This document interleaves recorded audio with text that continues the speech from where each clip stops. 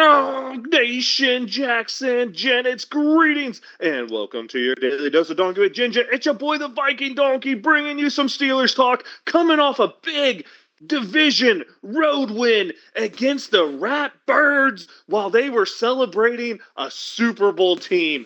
Ray Lewis couldn't bring the hype, their defense couldn't stop the Steelers, and Gingy, controlling the destiny just feels so good, doesn't it? Gingy in the house. What a game, right? The tale of best of times, worst of times. Saw a lot of good things that I like. Saw some life from the offense. Saw a discount double check. Oh my goodness. I was hyped. Aaron Rodgers at one point in that game had as many rushing touchdowns this year as Lamar Jackson before we let Lamar have one later. That's nuts, dude. Yeah, that's there's something going on with that Ravens team that it's just not good. But it's good for us. Gingy, I'm going to tell you what happened. The Ravens paid a quarterback and a running back, and that running back's not playing at all-world value. So you've seen that roster deteriorate. And while people want to talk about how great that Ravens team is, they looked a lot better this week. Let's be honest, they've been having Lamar in a pass-first system until this week against the Steelers where he looked to run the ball more. And, dude, Lamar's just not the type of quarterback who can be a pass-first quarterback. And he showed that this whole season with how bad the Ravens have looked. Wow, he's never been that guy.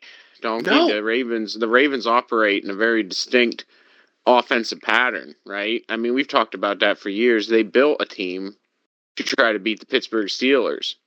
And when it doesn't work in the way that they need it to, which it hasn't been, which AKA is Lamar's legs, if anybody doesn't know the rhythm to how that offense operates. It's the threat of Lamar being able to sprint 30 yards downfield and make everybody miss. Yeah, at any given point. And when he doesn't have that resource available to him, well, that offense just isn't quite as scary. That's such a true thing. I thought I muted myself there, but I might have coughed over you. I apologize. So let's keep it going. I have really 4 things that stood out to me in this game. We can call it the great, the good, the bad, and the ugly.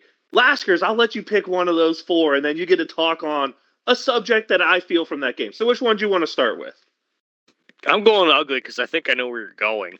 The ugly. All right. The ugly is plain and simple. The Steelers' ability of giving up these huge running plays. And I've diagnosed it because both of the big runs this week were the responsibility of one man not doing his job. Patrick Queen undercuts. He's supposed to have outside leverage. Highsmith does his job. Joey Porter Jr. does his job. Now, Cam Hayward got blown up a little bit.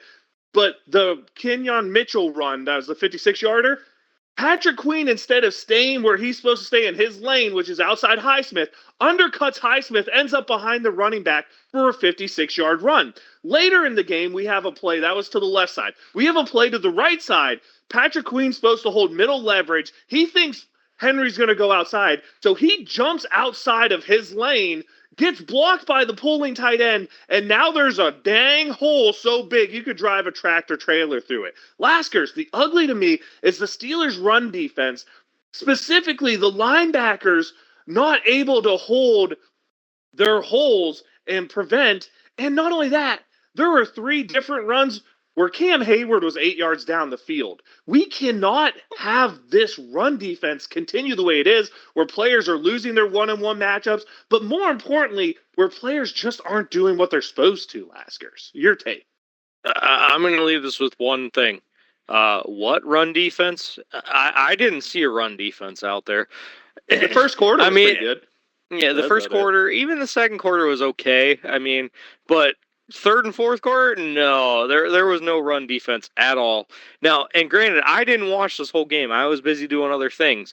But every time I'd walk in to watch the game, I'm like, oh, there goes Derrick Henry again. There goes Keaton Mitchell again. It's like, can we maybe try to stop someone? Yeah, and I know I missed my cash or trash last week because Derrick Henry had 94 yards. I said 80. Hey, at least it was under 4 yards of carry. We made him actually earn it a little bit this week. Gingy, that leaves us with the great, the good, and the bad. They're great. They're great. The great is the Pittsburgh Steelers' first half offense, man. Before the injuries, the concussions, Darnell Washington leaves, but it looks like we went in there with a game plan that was actually to expose someone, to get out there, to get going early.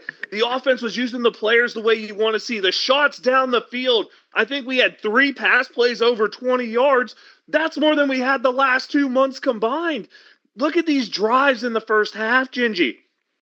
We start off with an 8-play touchdown drive. Then we have the 3 and out. But a 12-play field goal drive follows that. A 6-play touchdown drive. That's the first half. 2 touchdowns, a field goal, and a 3 and out. Gingy, the first half offense is what the great was. It's good to see explosive plays. Now, the running game didn't get it going, but Aaron Rodgers with a rushing touchdown, throwing the ball to the outside. It looks so good in the first half, Gingy.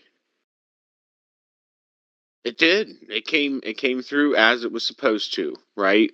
Protected Aaron Rodgers for the most part. And I don't know, though, Donkey. How about establishing a run game?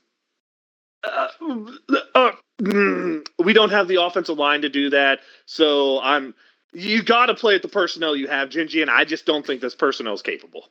It's good. I see why you went with great for that, right? Here's some things that I'd like to see a little bit more of. Adam Thielen getting a lot of snaps. Yeah, for what reason? I mean, the dude was slow and never was open. Where's Roman Wilson? Where's Roman Wilson? I'd like to see some production from that if we're gonna, justify that with some upgraded snaps. Overall, what I thought was great was the Steelers' ability to just the moxie of that game going into Baltimore, right? Coming off of the week that they had. Super Bowl game with Ray Lewis there, dude. Oh, yeah. That was their hype game, Gingy. That's right. They had every opportunity to take advantage there. And the Steelers really just showed some grit, showed some toughness as a team, and really pulled it out at the end. I really like to see a defensive finish. A sack to finish off the game was nice, but we still outplayed them to a point that is not reflected by that score. Yeah.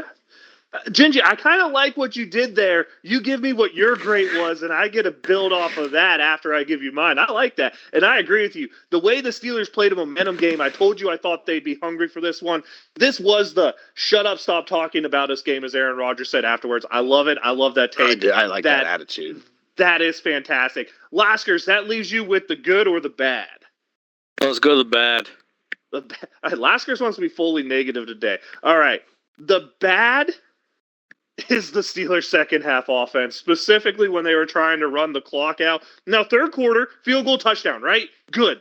We're still, I should have put that on the great. So, first 3 quarters offense, great. We'll throw that on the Gingy wagon. Laskers, the fourth quarter offense, when we tried to run the dang clock out, going 3 and out 3 straight times. My goodness gracious, this team cannot run the football. This team needs to stop pretending like they can run the football. They need to be one of those teams that only runs the football when they're trying to keep you honest. We need to trick you in order to get running yards. This needs to be a pass-heavy offense because, boy, oh boy, especially without Broderick Jones, without Andres Pete, Dylan Cook, kid from Montana, did a good job stepping in. But, oh, man, the running game specifically and the fourth quarter offense is the bad to me. Oh, I agree. I mean, hang on a second. I got to add this up real quick. 34 yards of rushing. That's what we showed up with this week. But we got a discount double check, Laskers. Yeah, and he finished with negative or 0 yards. But anyhow, I was happy to see that rush by Aaron Rodgers. It was awesome. But I mean, in the fourth quarter, oh my God! I mean, you gotta burn clock. What the hell are we doing? If you can't do it running the ball, you have to do something different. It can't be run, pass. You can't let them back in the game. You have to have that. I guess this will go to it too. You have to have that killer instinct, right? Is that fair to say, Laskers? Oh yeah, definitely. I mean, we just need to figure something out to get some yardage in the fourth quarter. I mean, that was embarrassing. Like, we honestly should have lost the game in the fourth quarter. Now, Laskers, what did you feel was the bad from this game for the Steelers? Honestly, the batter and the ugly, I thought was the rushing game. Yeah, that's I mean, fair. We really, I really have no other comments. Like, that is terrible. Laskers, to push back on this, the Steelers' rushing game wasn't terrible in the first quarter when they had Darnell Washington, extra offense tackle tight end guy in there. After Washington, it seemed like they weren't able to generate any kind of push at all. Do you think the Steelers need to be better at in-game adjustments and one player not being the whole running game? Because we've seen it earlier this year when Broderick Jones got hurt and Spencer Anderson had to go in and play tackle. We've seen this happen before. It really feels like we lose one player, we lose the ability to run the football. Oh, that is true, but also we need to be able to game change. You need to be, if you lose a player that you know is a key player, freaking call it audible. I mean, not the right term, but call it audible. It is the right term. Call an audible, change it up. Well, that's a good term. Change up the whole game plan. Stop trying to run the ball. If you know you have a player that's the sole player that you need to run the ball, change the game plan up. Gingy, before we get to the good for you, I'm curious, you have any take on this running attack and what's happened to it? It's not even just our running attack. It's the fact that we're becoming far too accustomed to allowing a copious amount of yards on the ground from the other team. Even in the victory, what was the Ravens' rushing yards? Over 150, because they had 150 just from the backs. That's before Lamar. So close to two? Close to two, Bills? I don't think that's going to be acceptable. Over two Bills. That's acceptable. No. I don't think that's acceptable. So over 100 is not acceptable. It's about an overall time of possession. The way that we play the game doesn't necessarily lend itself to it, even though that's the identity of our offensive coordinator and what we're trying to run. We don't seem to have the personnel to be able to continue to sustain it. That's fair to say. Now, Gingy, the good for you is, man, we lost two high-paid corners. Jalen Ramsey's become a safety, so on the loss of a high-paid corner, though. And we cut Darius Slay because for some reason we thought a 34-year-old who couldn't cut it last year would cut it this year. I don't understand that. Neither here nor there. The good is the step-up of these guys, specifically Brandon Echols and he who shall now have a name, James Pierre, the step-up of these two. Now, neither one of them's very good when left in one-on-one man coverage, but I'll tell you what, James Pierre has really turned himself into a solid zone coverage cornerback. He had an interception this week. I thought I would never say that about James Pierre based off his early career. But this dude's put his nose down, grinded hard. He doesn't have the physical attributes you need, but has really learned the game to where he's become a solid zone corner. And Brandon Echols is a guy who just seems to be getting his hands and breaking up the footballs. And he seems to do it the right way. Joey Porter Jr. could learn a little bit about a hand placement from him. So to me, the good is going to be the development of two end-of-roster corners becoming guys who are stepping in and being positives on this defense that really is lacking them. Yeah, I like your take there, Donkey. I have a good that's very, very similar to that. I don't disagree with you, and mine I think goes to the defense as well. Just the fact that we've talked a lot about the feast or famine of the turnovers and the splash plays. With the Steelers consistently through week 15 we're on now? Still being second in the NFL in takeaways seems to be a sustainable identity for that defense, right? Where you might not thought like, oh, that's not going to work, but they've been really holding up to it. Donkey, I think that's pretty good. I hear you on that, but they're one of those teams that if you take away their top two turnover games, I think they fall somewhere to like 15th in the league. They have been a lot more consistent with them. And this is what I'll say to you, Gingy. The Steelers force turnovers when they play bad teams. Excluding the New England game where New England fumbled it, 5 times they fumbled the football? Excluding that New England game, the Steelers have not really forced turnovers against a good team, Gingy, and I think that's where I have to push back on that point a little bit, because if you can't do it against good teams, then you really can't do it, if you know what I'm saying. Did it against Baltimore. They're a losing football team. They're 6-7. You have to remember, that's a team that they were 6-6. Okay, so what's a good what's a good team in the AFC then? Buffalo. Indianapolis. After they beat Cincinnati on what seemed to be a very, very lucky pick six. The Chargers, those still didn't justify my Buffalo comment, right? They barely squeaked by the Bengals. Yeah, they barely squeaked by the Bengals. And I agree with Gingy that game was a lot closer than it should have been. And I really think that the Bengals outplayed the Bills. I'm not seeing the AFC First is off, super the strong. Bengals are the best team in the AFC North when they have their quarterback. And their 2 wide receivers. Yeah. So I'll say this. You win football games. It doesn't matter if you win by a little or you win by a lot. It's about winning the football game. And Buffalo and Josh Allen is really starting to become that team that they scare. John, I'm going to tell you right now. People aren't going to like this, but this version of Josh Allen scares me more than the MVP version of last year, because this version seems to just know how to get over that finish line. That's what made Patrick Mahomes so good for that 7-year stint, their 9-year stint that's seeming to end this year. That's what made Tom Brady's career. It's not about going out and looking pretty. I mean, how many Pro Bowls or All-Pros did Tom Brady get in his whole career? It's not about looking pretty. It's knowing how to win a football game. It's what made Ben Roethlisberger such a great quarterback. Phillip Rivers was the prettier quarterback when it came to numbers, but Ben knew how to get you what you needed to win. I am actually more scared of this version of Josh Allen than any version I've been, because watching it, I feel like he just has a better concept of how to win a football game this year. And I know their record's worse, and I know that they've been in some unlucky games. The defense has been nowhere near what it's been in the past. But watching what Josh Allen has done, I feel like he just has a better concept. I know his numbers are down, but I really feel like clutch plays in the fourth quarter, he just seems to be a little better with them this year than I've seen him in the past. And I don't necessarily disagree with any of that, but the point that I'm trying to make is that the AFC is ripe for the taking.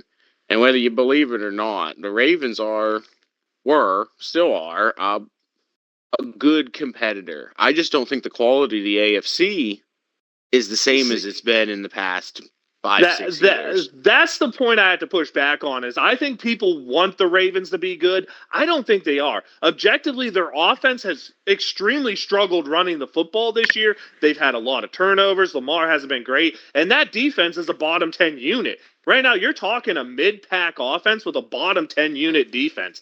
That's not a good football team. I don't think the Ravens are a good football team. I don't know their schedule, but I don't think the Ravens have beat anyone you could even really call a good football team this year. I could be fully wrong on that. They could have some crazy wins like they are the team that beat the Denver Broncos this year and the New England Patriots. I don't know. Maybe they did. I mean, hell, we beat the Patriots. Thank you for fumbling all those times.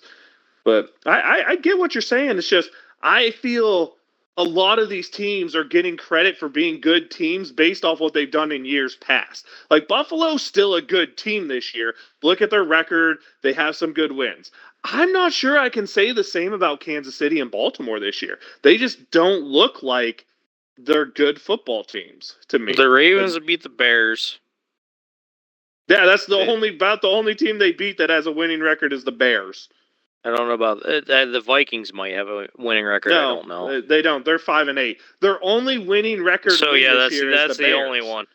Yeah, the Ravens just objectively are not a good football team this year. I know everybody wants them to be, but they're just objectively not. Maybe they turn it around and get hot at the end of the year. I don't see it, man. They had that first place schedule, and they lost some key components to that roster, and just it shows it's hard to be good for a long period of time. You're going to have bad years in there. That's why the streak Kansas City had the last 10 years, crazy. That's why the streak New England had the 10 years prior, crazy. But we're seeing some reality come. We're seeing a changing of the guard. That's why I've said this whole year to you two. I don't think the Steelers are a better football team, but what I think is the rest of the AFC is worse. If there was ever a year to fluke into a Super Bowl, it's this year. Just please, God, don't give us the Buffalo Bills in the first round if we make it. I'll take any team that's on course to make the playoffs outside of them damn Buffalo Bills, Gingy. I don't disagree with you. Chargers are pretty hot, though, too. Give me the Chargers. Give me a Tomlin-Harbaugh matchup because you know it's going to be ugly. And I'm going to be honest, I would love to see a kickoff between Cameron Dicker and Chris Boswell. That'd probably be as much cinema out of two kickers as you can get. I don't disagree. They're both doing great this year. Right now, we're scheduled to play the Chargers. I'll take the Chargers over the Bills for sure. That Bills team just has our number and lives rent-free in Cam Hayward's head, so I really don't want to see that. Okay, we had some good talks there. I thought we brought up some good things. The running defense sucked. The passing defense was all right. Letting Lamar run on big plays, not a great look. Tackling, a little substandard, but not terrible. Offensively, first 3 quarters, this was the best game we played all year. Amazing. Scoring, touchdowns on 50% of the drives, field goals on another 40% of the drives or something like that, and 1 3-and-out mixed in there with an end-of-half play. That's what you wanted to see. The fourth quarter, this team needs to learn how to close, man. The offense didn't do nothing and the defense didn't do nothing. Gingy, the one thing I take from this game is, 1, Patrick Queen needs to learn how to play his job. The defense needs to stop overdoing things to make up for it. Just do your job. Bend, don't break. Don't give up the big plays. But learn how to play a fourth quarter. My goodness. Yeah, we got to close out, both on offense and defense. And this is more of a coaching thing, Donkey, but I strongly dislike, sometimes it's called for, but I strongly dislike how conservative the Steelers get when they get a lead. Dude, I said this in the thing, and I was like, oh my God, the Steelers are playing aggressive on both offense and defense when winning. I don't think I've ever seen this. And that was in the third quarter, and I was so impressed because we were aggressive. But then I didn't even bring it up because the fourth quarter happened, and I was like, never mind. Back to the old ways. Yeah, and granted, there is a certain amount of safety that you have to have in those positions, but we just turn the dial all the way back, even when we find strategies that are working. As soon as we get a lead. As soon as that third quarter ended, it was like something crazy turned. Now, Laskers, I want to get your closing thoughts on this game, but I have to say this because it's been the point of contention all week. The NFL, in my opinion, applied the catch rule properly to both the Aaron Rodgers, what the hell's happening, how did he catch that non-turnover, and the non-touchdown, because you have to get a third element to make a catch. 2 feet down doesn't mean a catch when it gets knocked out before the third element. On the, or Lively, is that who it was again? Likely. Who had the fumble last week to cost them the game against the Bengals. Oh, yeah. That poor dude's having a terrible stretch. But Laskers, in my opinion, the NFL applied the catch rule perfectly. Now, I hate the catch rule. I think it's stupid. I think they should fix it and make it simple. But, Laskers, catch rule benefits the Steelers twice. Drama in Pittsburgh, Baltimore. You know that's all they're going to talk about come week 18. Oh, 100% that's all they're going to talk about. And I do agree with you. I think they called it right. And I 100% agree with you. It needs to be a lot more simple because the Aaron Rodgers one, that was easy. I knew that was there was nothing there. The overturned touchdown. Dude, he caught that ball. He caught that ball, but not by NFL standards. I could understand them being upset about that, but it did fall within their catch rule, why it got overturned. And it's like, this is stupid. Anyone wants to think that Steelers fans don't understand a catch? I'll tell you, go look at Heath Miller, look at Jesse James, and look at Troy Polamalu. And those are 3 plays where they're all catches, but none of them are catch because, well, the NFL is the NFL, Gingy. Yeah, sometimes it just goes that way, but it was too close for comfort for me. I really wish the NFL would get some clarity on this.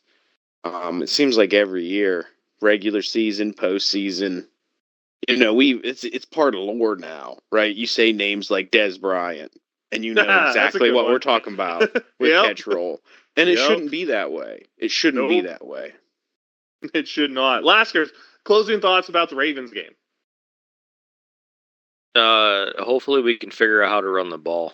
That's my closing thoughts.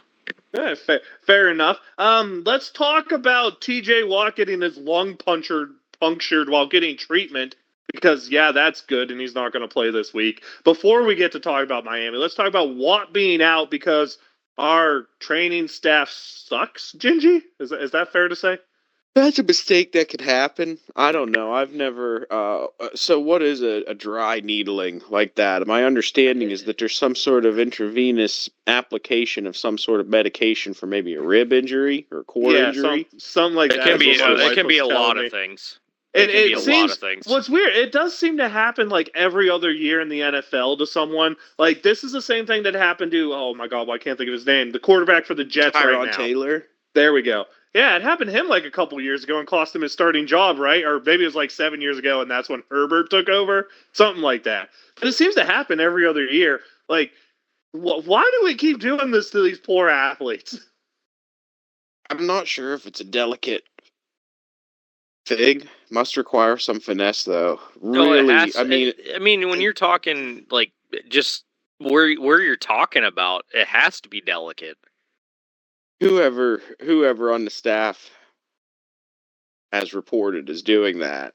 Man, when you jab the $40 million, when you jab the $160 million guy in the wrong spot and he can't play next week, you're probably gone, man. That's a good way to lose your job. Like, you're probably gone. Like, that's okay. We've seen enough of you. That's so there's probably some disarray in there, but blessings to TJ Watt. I hope he has a speedy recovery. His health first and foremost, but I hope this doesn't set him back, because we're in the midst of a solid playoff run here. We got our destiny in our hands. All we have to do is win our week. AFC North football games. We win our AFC North football games. It doesn't matter what happens the rest of them.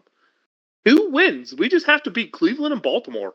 There's a lot of different ways that we can wrap this there up. There is, but I like that because that's the easiest and the cleanest. Just win the AFC North games. No tiebreakers, no nothing. No extra losses by other people. Just those two games.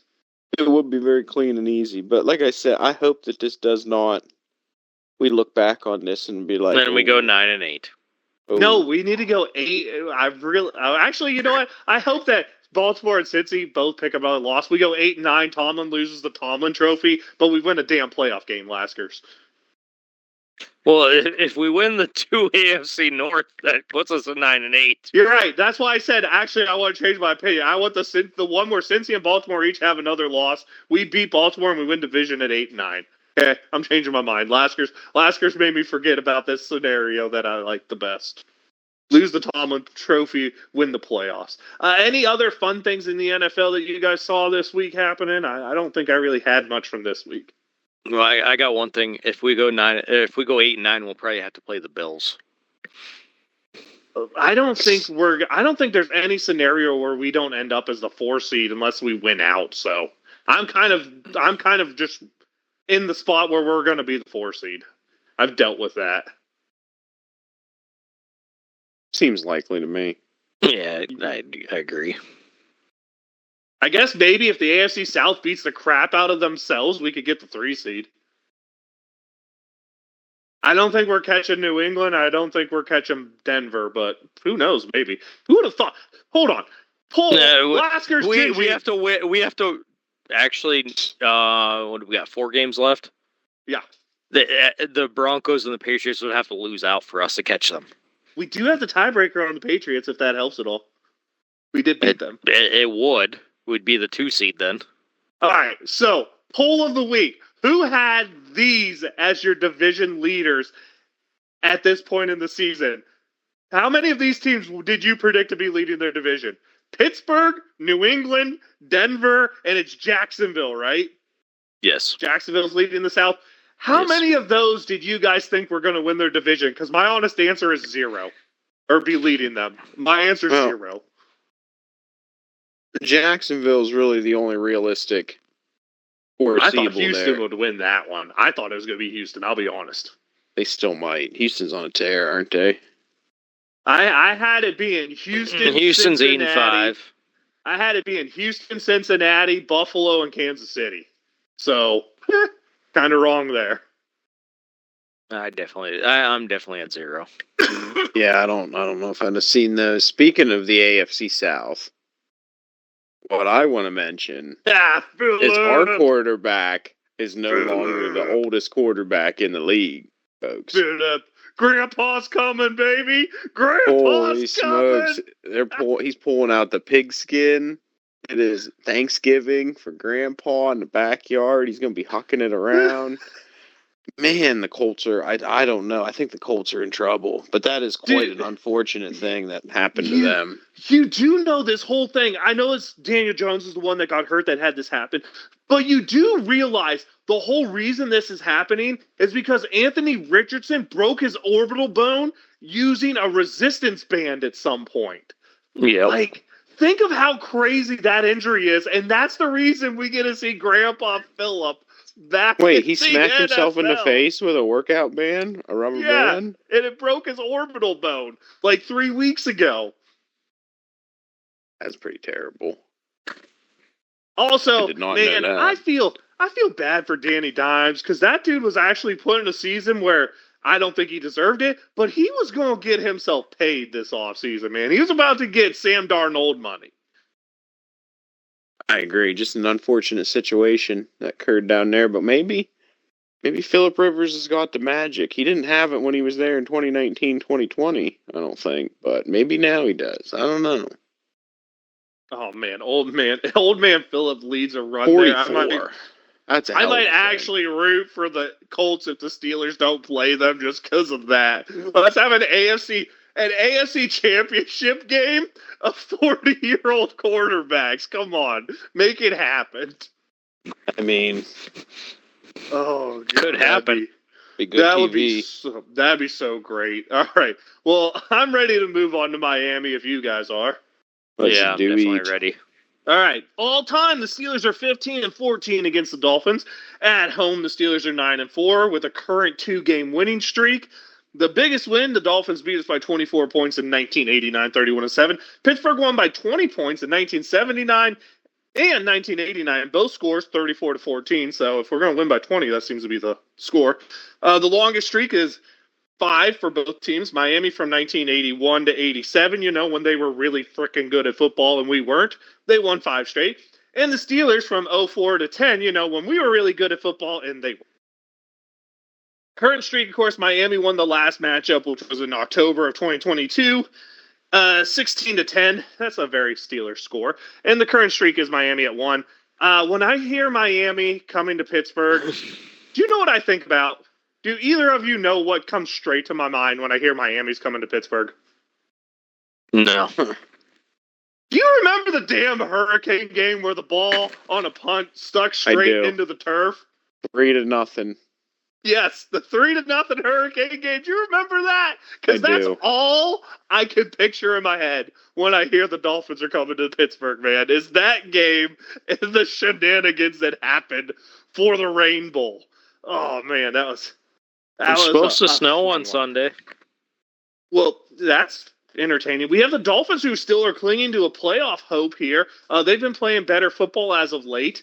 I believe they're on a couple-game winning streak or something. The Steelers coming off a great game against Baltimore.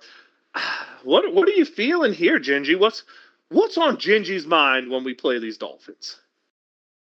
Oh, can't give up the big play. I mean, this is a Pittsburgh game on Monday, right? In Pittsburgh? Yes, sir. How's Tua in the cold?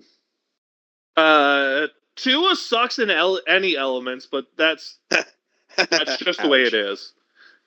Okay, well, I don't want to see Waddle with any big passing plays, and I can't remember if A-Chain practiced today or not. And if he's missing, that's like their whole running game. I don't think they have another person over 200 yards. Laskers, we avoided the big part. Who gets the better revenge of the safety, man? It's the revenge of the safeties game. Minka coming to Pittsburgh, Jalen playing the old team with a coach he didn't get along with. It's going to come down to which one of those two makes a big play, right, Laskers? Oh yeah, definitely. And I'm going. I really don't know, but Enshin did practice today. He actually isn't even on the injury report at all. He was questionable on Wednesday. Speaking of the injury report, can you bring that to me? I know we're probably without Derek Harmon. I know we're without TJ Watt. Oh, wait a second. Hang on. Let me go to the right week, because apparently I'm not in the right week. Okay. When you get that up, let me know, because I want to know how our concussion boys are doing this week. Gingy, do you think... I also can't tell you who the Dolphins are missing, because it will not pull the Dolphins one. Do you think the injuries are going to be a huge part of this from both teams, guys who are potentially missing? Absolutely. When you got one of your highest paid best players on defense not in the lineup, that's going to automatically change the way that you plan the game. So Malkin Harris and Darnell Washington were limited practice Thursday and Friday. And that's not good, because they have to get like a full participation before they can even test to come off concussion protocol. So that's not what we want to see. Looks like we're going to definitely be seeing Cook out there playing, huh? Okay, how about... I know Skronik and Austin were on the injury report too. Maybe a surprise show-up was, I know James Pierre was on it at one point this week. This is not the week to be short cornerbacks, because it's going to be all hands on deck. Or maybe just Joey Porter hands on Waddle all day. James Pierre is out for certain. They're not saying he's out, but he didn't practice Thursday or Friday. So yeah, that's no good. There is a practice tomorrow, so... We have Hayward and Harmon on the injury report with knees. I heard that early in the week that all our tackles have knee injuries. I think Wyatt Black missed a practice too, if I remember correctly. Yes, oh, man. Gingy, this might just be a game where the offense needs to just shut up and show up, huh? They might need to score some points. This could be a track meet. We'll have to see weather for Pittsburgh this weekend, though. They're going to get some snow this weekend. I wonder what it'll look like on Monday. Yeah. They're calling for like 2 inches. So, a dusting for us. Hey, 2 inches can be enough to slow down a team that's faster than you. We've seen the elements help the Steelers before this season, so we can hope it gives us there. Apparently, there's a lot of limited Dolphins on Friday's practice last year, from what I can see here. You're better off, because I can't find the Dolphins at all. Chom, limited, Brewer, their guy there, Campbell, Cordona, Douglas, Jack Jones. Looks like they're missing a lot of corners too. Melifonwu, Harris, Waller was just a rest day. So they might be missing a lot of secondary guys as well. I really think if they're without their running back there, man, he's so fast, so explosive. I think that has to be a huge boon to the Steelers, right? Because then it comes, don't let Darren Waller own you in the middle, and don't give up a big play to Jalen Waddle on the outside, and it's essentially game over. Like, even if we're missing everybody, if they're without their running back, man, that's a lot. That's a huge loss for them. Oh, it's definitely a huge loss. I mean, if that's the case, it should be pretty easy to shut down their 2 other players. Yeah, without a doubt. When you look at this team on offense, Gingy, obviously Tua's been playing better as of late, but they're like supposed to be a great offensive juggernaut, and they're like 20th in the league. You're talking not a whole lot coming out of Tua. Tua's turned the ball over a boatload this year. Ashawn has been the running back, like 6 yards a carry has been crazy good. But outside of that, it would have to be probably Washington and Gordon stepping up. And I like Ollie Gordon as a big back, but I don't think he's ready for primetime loads there. The only receiver over 400 yards is Jalen Waddle this year. I'm surprised he's having that kind of a year, because everybody knows he's the only one that can get there. That tells you how good he's been. But guys like Westbrook and Keeney always seem to have big games against the Steelers, Gingy. And maybe that's where my worry is those sneaky number 2 type of guys always seem to crush us. I'm a little nervous this week. Do you think the receiving core for Miami has a chance to have some names you haven't seen explode this year explode against the Steelers? I do. With the typical Steelers bend, don't break philosophy, I think we're going to see more of that this week. There will be points scored on both sides of the ball. Yeah. Laskers, we look at the defensive side. Man, Jordan Brooks is a tackling machine there. Might be hard for the Steelers to get the running game going because Miami doesn't have the greatest pass rush, but man, those linebackers can really stuff the run out there. When you look at the pass rush, it's really just Bradley Chubb. I think he's the only one over 4 sacks for them. So really the only explosive one there. And when you're talking the back end, I think it's Douglas is the only guy with multiple interceptions. But you know Minka would love to have some against the Steelers. So when we look at the Dolphins, I really feel like the Steelers' struggle running the ball might be good for them because it might lead to more passing, which is where you can really take advantage of the weakness in the Dolphins as they've given up a bunch of big plays and have really struggled in pass coverage this year. Yeah, I definitely agree. And also, Bradley Chubb is the only one over 4 sacks. There is one guy with Tyrell Dodson has 4 sacks, but we'll go with your over 4 sacks. But yeah, I think the Steelers need to, try to. I don't want to say air the ball out. Yards after catch. Let's do that.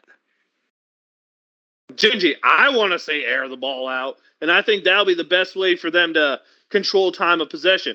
When you talk about time of possession, Dolphins are a middle-of-the-pack team. They actually average under just about 29 minutes, so just about a minute under what they should be. They're a team that doesn't really generate much sacks. They're a team that, outside of rushing yards, which is singularly done by one guy, they're a team that doesn't really do anything well. They're average or below average in almost every statistical category. However, this is a team that has reeled off 3 straight wins. They beat the Commanders, not a good team, but they put up 30 points on the Bills. They beat New Orleans, and they put up 34 points on the Jets. So they're on like a 4-game winning streak, but really the only good win in there is Buffalo. It comes to an end this week, right? I think so. I think the Steelers got this one this week. Are we ready to move to some cash or trash things before we get to some picks? The only other thing I wanted to mention, Donkey, is there was something that I think we were remiss in discussing from the Ravens game that you alluded to just briefly there. Down the field passing? We do that now? Like I said, man, we talked about it. We completed 3 over 20 yards, which was more than the last 2 months combined. Yeah. Yeah, so we apparently do. Maybe we do. Maybe we are that team now. I don't know. Aaron Rodgers' exact quote about it, I think, was, I told him if I saw one-on-one, I didn't care. I was going to throw it. I think that's what the quote was. I think which is how it should be. If you ever get your best receiver one-on-one, you should always throw the damn ball. Always. Yeah, absolutely. All right, so cash or trash? Laskers, offense, let's start with you.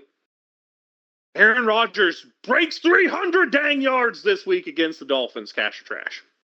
Trash that. All right. Gingy. Oh. DK Metcalf with back-to-back 100-yard games. Cash or trash?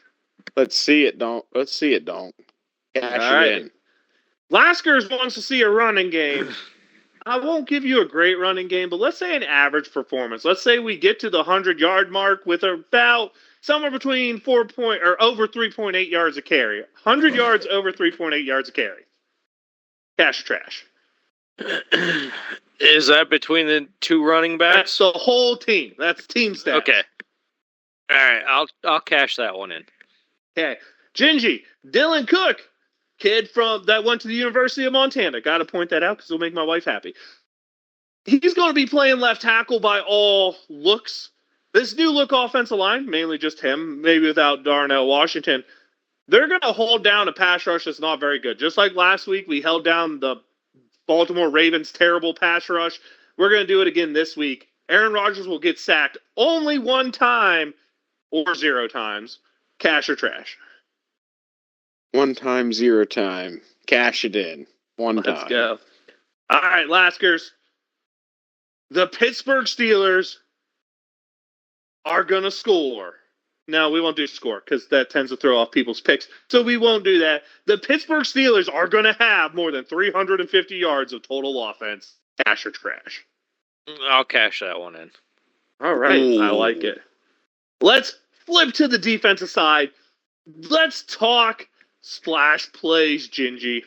Tua has more turnovers than touchdowns in this game. Cash or trash? Cash it in. I like it. Laskers.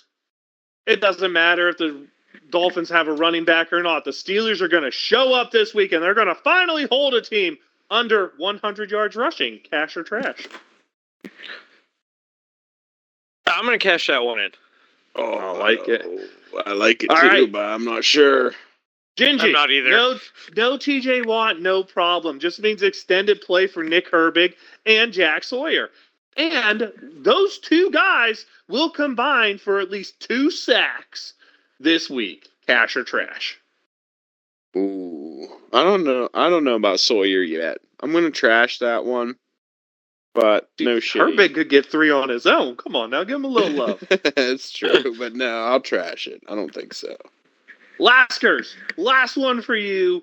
We are gonna talk Jaden Waddle. Jalen Waddle. Jaden Waddle. Yeah, there we go. I should learn his first name a little better. We're going to talk about Mr. Waddle, who I wanted to trade for in the offseason. The Steelers will hold him under 100 yards and not allow him in the end zone. Cash or trash? Oh, boy.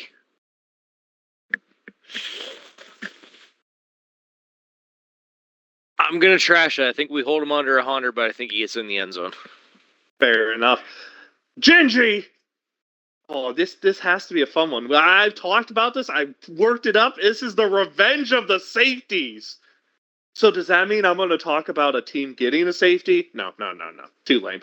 Gingy, Jalen Ramsey has more splash plays, so sacks and or turnovers, than Minkah Fitzpatrick. Cash or trash?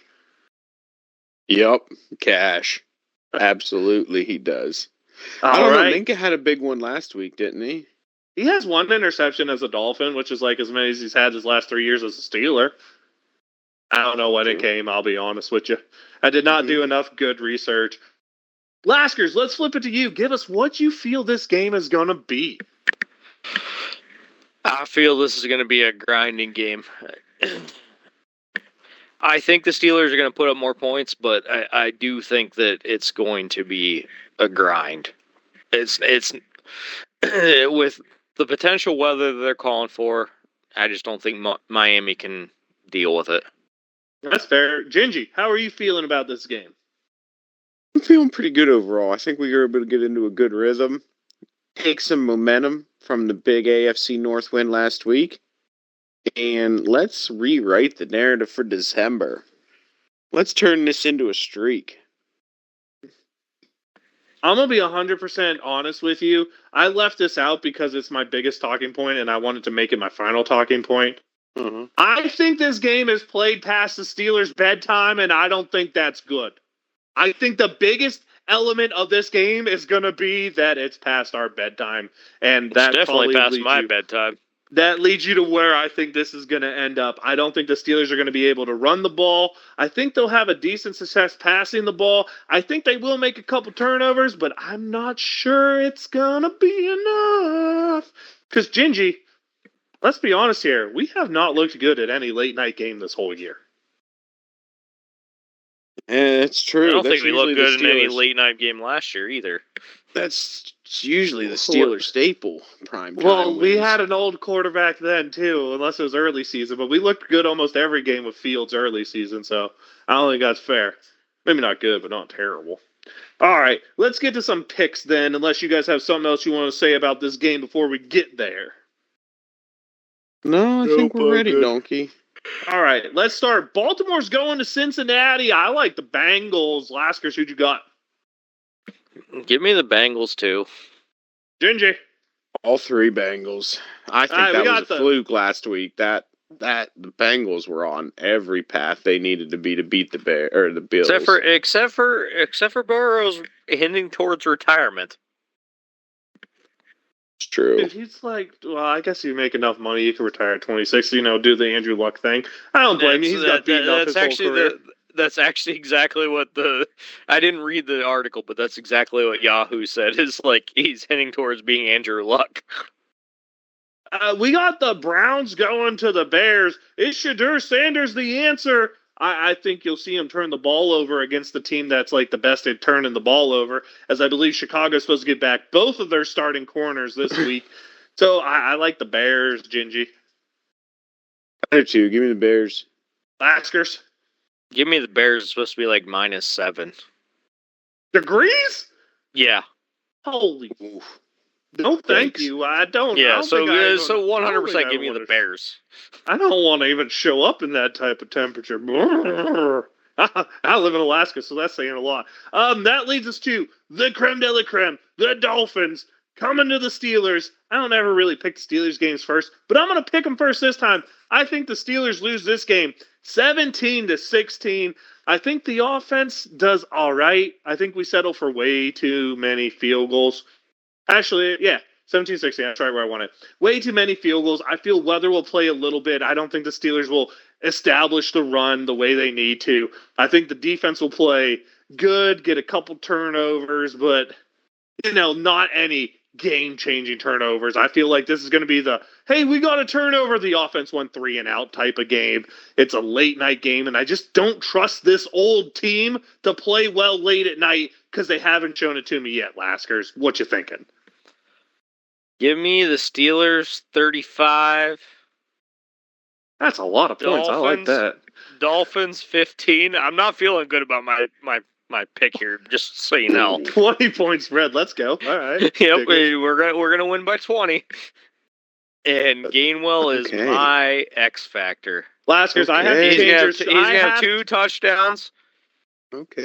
2 all-purpose touchdowns. I have to change your score for you. It has to be 34-14 because that's what the Steelers historically beat them by. If we win by 20, it's happened twice. Nope. So we're gonna knock you down a point. Nope.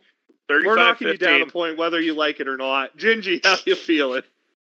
I also think the Steelers are going to score some points this game. I think it's going to be 31-29 Pittsburgh Steelers. I think that the X factor is going to be DK Metcalf. I'd like to see him get on a roll. Had a 100-yard game this week. I think he's going to be a major contributing factor again in the Dolphins game. Oh, I forgot to say an X factor. So I'm going to say an X factor because every time I mention his name in our show, he sucks. Minkah Fitzpatrick, you're the X factor. Just putting it out there. See if I can still curse him while he's on another team. See if it still works a little bit there. Shout outs this week, Laskers. Who you got?